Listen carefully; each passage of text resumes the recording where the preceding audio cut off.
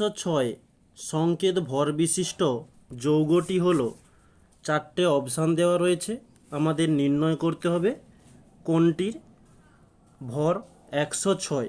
আমরা প্রথমটি যদি দেখি যে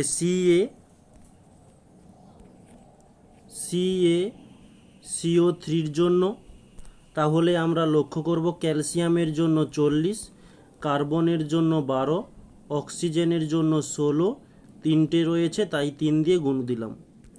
তাহলে 40 প্লাস 12 প্লাস এখানে প্লাস হবে, প্লাস 16 3 48, এটা যোগ করলে আমরা পাচ্ছি 100।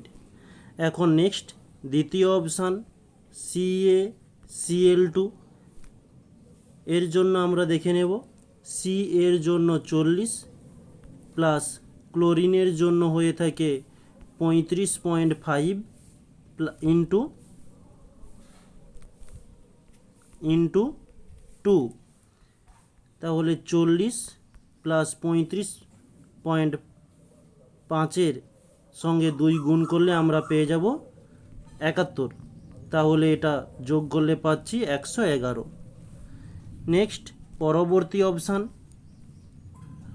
NaCl, এখানে যদি আমরা লক্ষ্য করি পেয়ে যাব সোডিয়ামের জন্য 23 প্লাস ক্লোরিনের জন্য 35.5, তাহলে এটা যোগ করলে 58.5।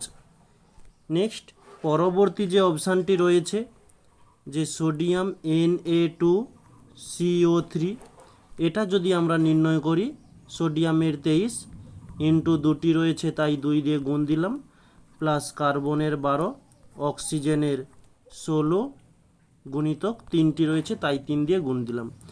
23 দুগুণে 46 প্লাস 12 প্লাস 16 দুগুণে 48, এটা যোগ করলে হয়ে যাচ্ছে 106। তাহলে আমাদের সঠিক অ্যান্সার হচ্ছে এই Na2Cl3, সঠিক অ্যান্সার হয়ে যাবে ডি।